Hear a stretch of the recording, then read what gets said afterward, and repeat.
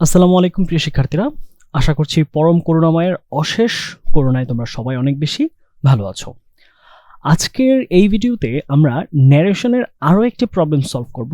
সেটা 2022 সালে দিনাজপুর বোর্ডে এইচএসসি পরীক্ষায় যে প্রশ্নটা এসেছিল সেটাই আজকের ক্লাসে আমরা সলভ করব। চলো আমরা প্রথমেই চলে যাচ্ছি এই প্যাসেজটির বাংলাটা আমরা একটু বোঝার চেষ্টা করি, তাহলে আমাদেরকে এটা ইনডিরেক্ট করার ক্ষেত্রে অনেক বেশি হেল্প করবে। ওকে, Where is the cattle which these people graze and where are the fields they plow, uncle? অর্থাৎ একজন ব্যক্তিকে আঙ্কেল বা চাচা সম্বোধন করে বলছে। এরকম কমার পরে যদি আঙ্কেল, আন্ট অথবা যে কোনো কারোর নাম থাকে সেক্ষেত্রে আমরা ইউজ করবো হচ্ছে addressing as uncle, addressing as sir, addressing as madam, addressing as maternal uncle. এরকমভাবে যদি কাউকে অ্যাড্রেস বা সম্বোধন করে কথা বলা হয় আমরা শুরুতেই ইউজ করব হচ্ছে অ্যাড্রেসিং অ্যাজ আঙ্কেল। ওকে, তাহলে চাচা হিসেবে কে বলেছে, এই চাচাকে প্রশ্নগুলো কে করেছে যে এই যে গরুর পাল বা গরু মহিষের পাল গুলো যারা হচ্ছে চারণ করত, সেই গরু মহিষের পালগুলো কোথায়, এবং এইসব মানুষেরা মানে যে মানুষেরা যে বিভিন্ন ধরনের ক্ষেত হাল চাষ করতো সেই ক্ষেতগুলো কোথায়, কে প্রশ্ন করেছে? হি নামে একজন মানুষ। হি দিয়ে আসলে যে কোনোটা পুরুষ বা ছেলে মানুষকে বোঝাচ্ছে। He asked turning to Dayaram, সে দয়ারামকে প্রশ্নটি করলো। তাহলে আমরা এখানে হি বলতে মানে যেহেতু সে চাচা বলেছে আমরা বুঝতে পারি এটা হচ্ছে তার ভাতিজা ধরে নিলাম। তাহলে নেফিউ আমরা ইউজ করতে পারি, নেফিউ। তাহলে নেফিউর জন্য আমি ইউজ করলাম হচ্ছে এন। ওকে, তাহলে he asked Dayaram. Okay, Dayaram.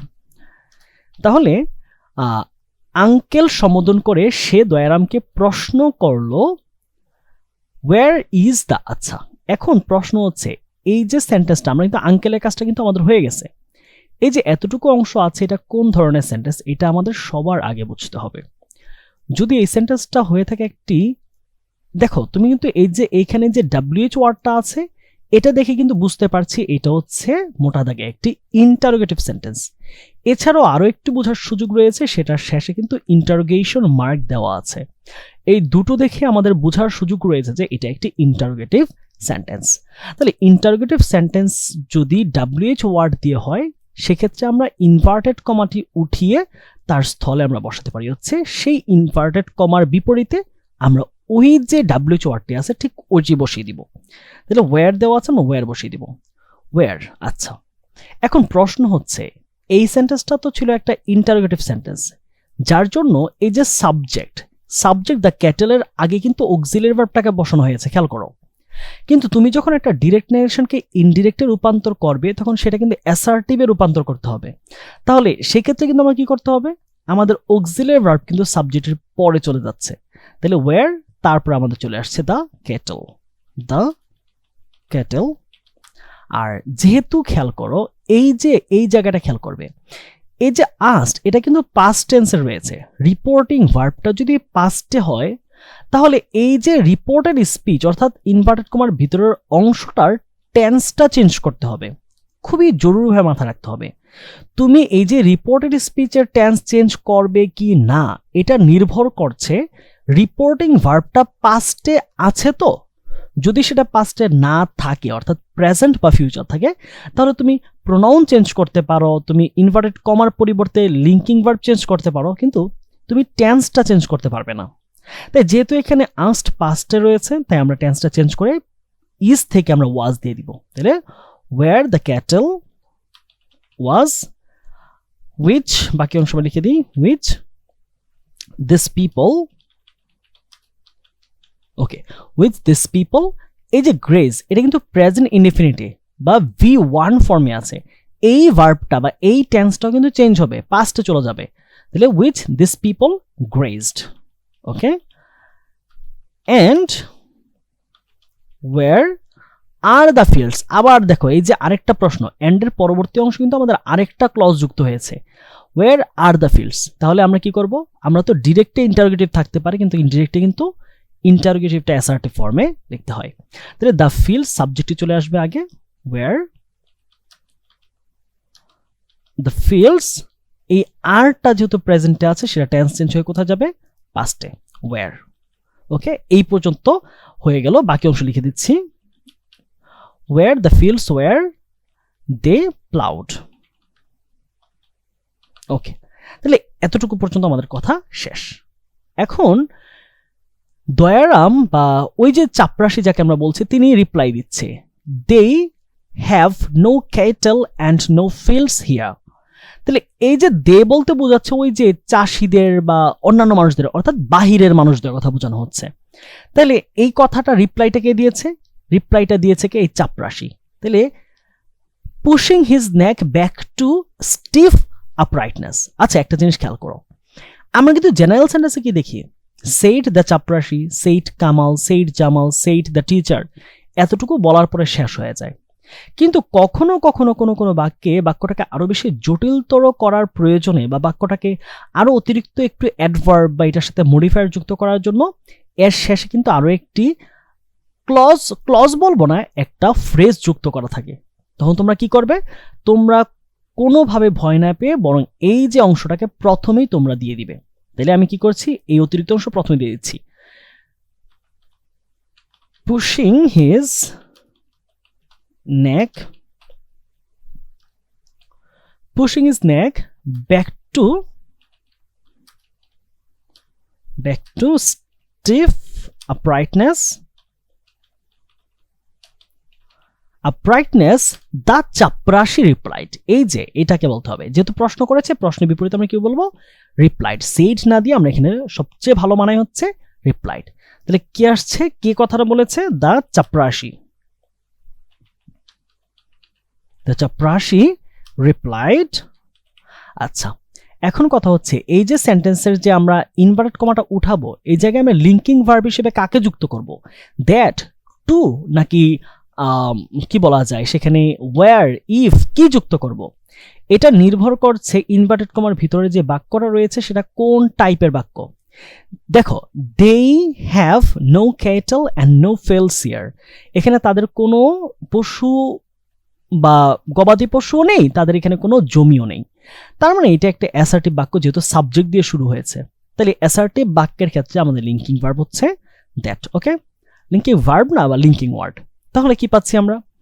Pushing his neck back to stiff uprightness the chaprasi replied that they, আমরা বলেছি না ফার্স্ট পারসন হলে সাবজেক্ট অনুযায়ী চেঞ্জ হয়, সেকেন্ড পারসন হলে অবজেক্ট, আর এই থার্ড পারসন থাকলে এর কোনো পরিবর্তন নেই।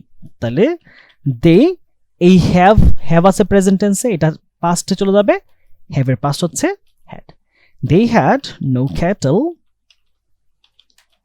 And no fields here.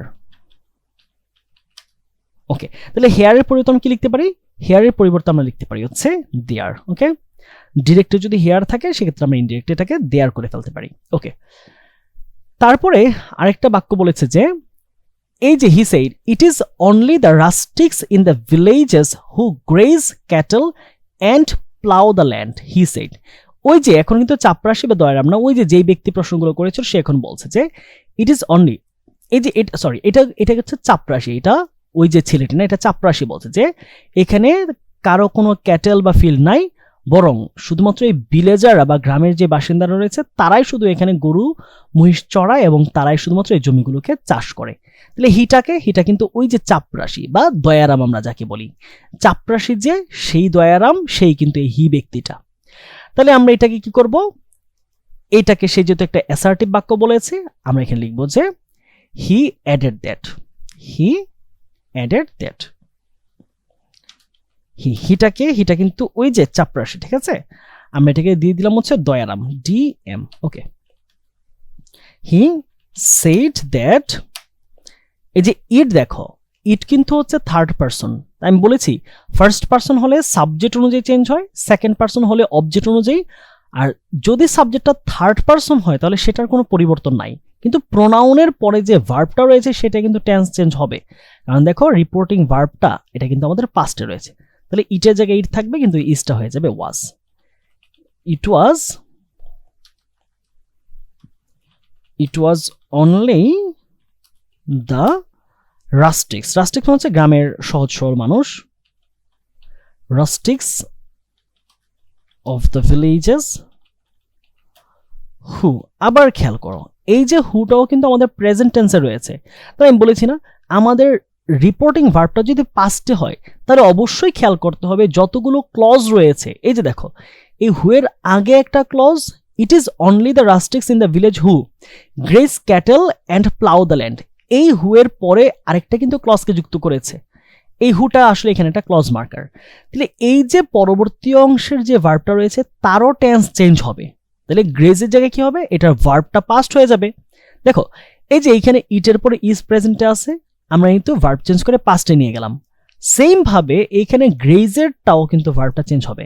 তাহলে গ্রেজের জায়গায় কি হচ্ছে, গ্রেজড। গ্রেজড ক্যাটল অ্যান্ড আবার সেম, এই যে প্লাউ আবার আরেকটা ভার্ব, এটাও পাস্ট হয়ে যাবে, অ্যান্ড প্লাউড দ্য ল্যান্ড। এই হচ্ছে আমাদের সমাধান। এটি হচ্ছে এই প্রশ্নটা এসেছে কোথায়, দিনাজপুর বোর্ডে 2022 সালে এইচএসসি পরীক্ষায়।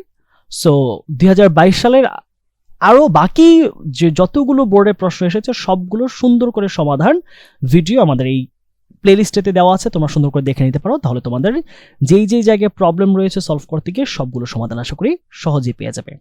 সো তোমাদের সবাইকে ধন্যবাদ এবং আশা করছি তোমরা সুন্দরভাবে পড়াশোনা করে সুন্দর একটি ফলাফল নিয়ে আসবে তোমাদের এইচএসসি পরীক্ষায়। দেখা হচ্ছে পরবর্তী ভিডিওতে। Till then stay happy and stay with English শিখি। আসসালামু আলাইকুম।